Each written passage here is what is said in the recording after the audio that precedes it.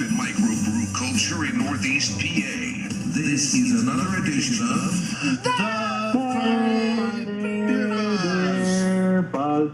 Friday Beer Buzz. Oh, the music just went bye-bye. The Friday Beer Buzz, powered by Sabatini's Pizza and Sabatini's Bottle Shop and Bar in Exeter. The area's greatest selection of rare, craft, and imported beers. Growlers and crowlers and 37 rotating drafts at Sabatini's Pizza and Sabatini's Bottle Shop and Bar, Wyoming Avenue in Exeter.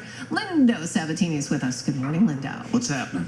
What's happening? What's going on? You tell us. Nothing. Before we going on what? I'm so sorry here. Before we get it going and I screw something up here, Lindo, keep talking for a second. I don't know what he's on. What? You don't know which mic. Testing one. There we go. You're good. We're good. That's all I had to do. I didn't know what a lot of people don't know what I'm on. Sorry about that. We have now I'm off. There you go. We have 5 mics in the studio. So 6. 6? There's 6. Jason's trying to guess which mics we're all on. It's okay. It's all good. We're doing so well We're good today. now? Yeah, we're good. I don't think we're good, but we're here. We're here. That's all that matters. Let's get to Bill from My Beer Buzz. He is with us. Good morning, Bill. Happy Friday. Long time no see. Yeah, a whole week without you. How are you? I'm fine, thanks. Whole 2 weeks without me. That's right. 2 weeks? Well, we missed you. So what's happening? Yeah.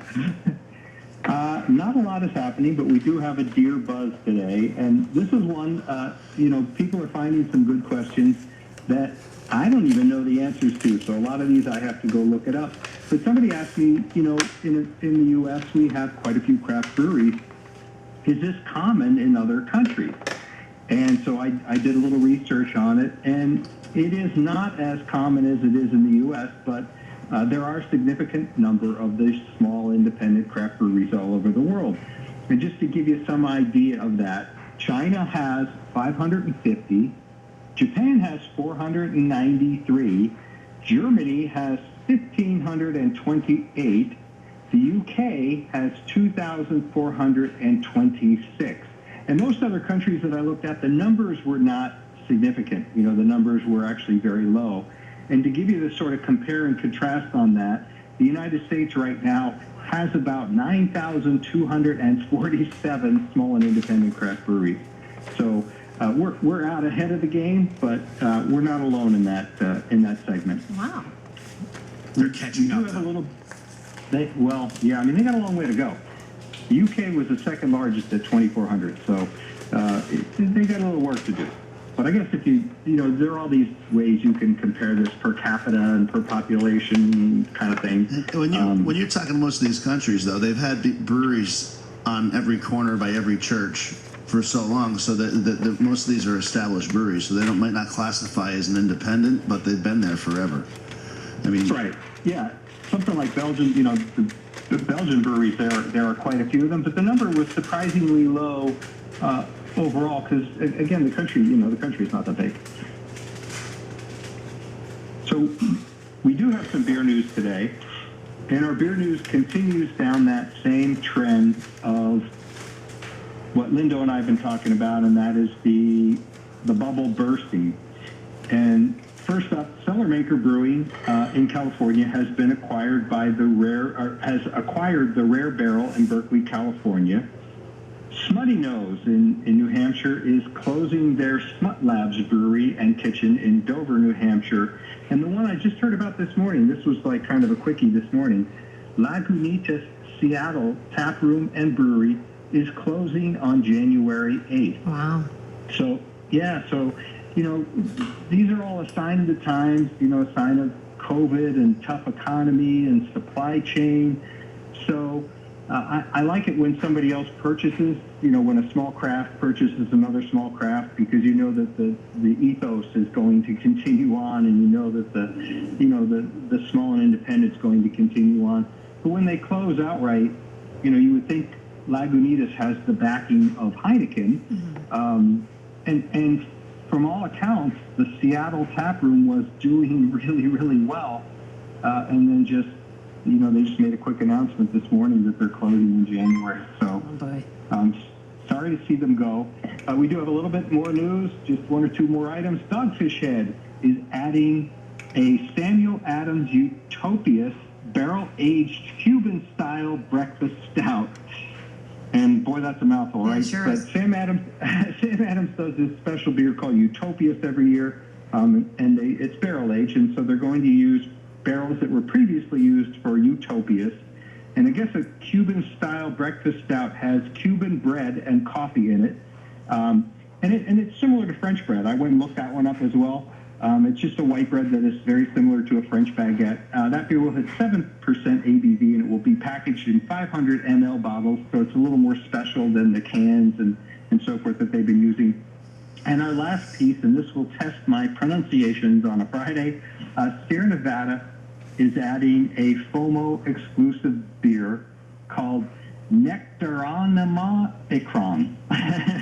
Okay. You nailed it. I'm sure. I don't know. Nectar on Omicron IPA, and it uses Nectaron Bravo Pata. That's a very rare hop that not a lot of people use. Yeah. And Sultana hops. That beer hits 7.5% ABV and 45 IBU. It will be packaged in 16-ounce cans, and stay tuned for more release details. That's our Breaking Beer News of the day. As always, you can check the Breaking Beer News tab on mybeerbuzz.com for more details. Wonderful. All right, Lindo, what do we have here? It has a fabulous scent. It's a beer. It smells strong, and I feel like I need that for my chest, Ah, it smells my good. throat. It's a fantastic beer. It's very tasty. It's that time of the year for our Santa Comes to Sabs event, and it is happening next Wednesday. Okay. And it's going to be a great time. We have a bunch of fantastic beers on draft that are going to be all, of course, Christmas or holiday related. And the one that I brought for us to drink today is from Thirsty Dog Brewery. This is their barrel-aged 12 Dogs of Christmas. And it is just, I mean, it's a big beer, but it just drinks so easy right now. I don't know why. This is tasty. It is. It's very tasty, and it's something like that seems a little strong. Obviously, is that barrel aged thing? Yeah, but I mean, it's 10%. It's 10.2% alcohol. Holy. That's what I meant. Like, Yeah. strong. It's 10.2% alcohol, but it doesn't drink. It's not burny, if that makes sense. It just drinks- No, yeah, it's right? smooth. Yeah. It's really what am I tasting? So it's a winter warmer, and then they're adding honey and different Christmas spices. I mean, it doesn't really show what spices are in there, but it's like cinnamon and wow, Ginger, nutmeg, and what they call Santa's secret recipe of spices. And it uses toasted and caramel malts as well. And we should probably mention too, there is a non-barrel aged version of this beer as well. But this one is aged, I think, Lindo, aged in whiskey barrel. Yes. You can definitely Yeah, so tell. It's good. Yeah, that imparts that sort of vanilla, earthy, oaky kind of flavor into it. This beer actually has an interesting story. Their brewmaster is Tim Rustetter, and Tim used to work for Great Lakes. The Thirsty Dog is in Akron, Ohio. Great Lakes is in Cleveland, so very nearby. And I guess when Tim worked at Great Lakes has a beer called Christmas Ale, and they also have a barrel-aged Christmas Ale. And Tim wanted to tweak the recipe for their Christmas Ale while he was at Great Lakes. And when he asked and told them what he wanted to do, the brewery, whoever was in charge, said no, that he couldn't make those changes. So he actually quit and went to Thirsty Dog. And there is there's some conjecture that this recipe is what he was going to do to Christmas Ale.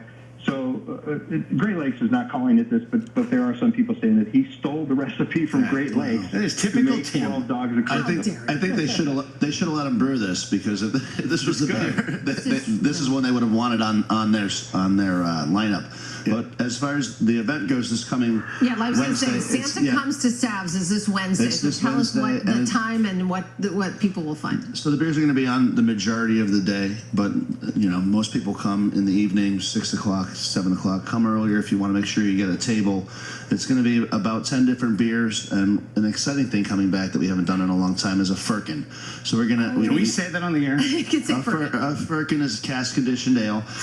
A firkin is actually the size of the cask. It's a little right over 10 gallons, and Sierra Nevada hooked us up with a firkin of their celebration ale. So it's going to be really nice to drink the beer the way it's supposed to be tasted, and that one. And It's not just one style. It's not just Christmas ales. There's IPAs. There's stouts. It's going to be a nice time. It's going to be a great time, folks. It's Santa Comes to Sabs this Wednesday. So that okay. The beer again, Thirsty Dog, barrel aged 12 Dogs of Christmas. Is that what we have? Is that did I get that right? You nailed it. That's the beer. And by the way, if you want breaking beer news, go to mybeerbuzz.com. Bill, we'll talk to you next week. Okay. Okay, yeah, have a good weekend, everybody. You too. All right, Linda, have a great event. Sounds like a real good time. And folks, make sure you get out there and get out early if you want to tape. And Tim, keep your hands off my beer recipes. The Friday Beer Buzz, powered by Sabatini's Pizza and Sabatini's Bottle Shop and Bar in Exeter. They have the greatest selection: rare, craft, imported beers, growlers and crowlers, and 37 rotating drafts at Sabatini's Pizza and Sabatini's Bottle Shop and Bar, Wyoming Avenue in Exeter. You know this. It's the Friday Beer Buzz, bringing good beers and good people together.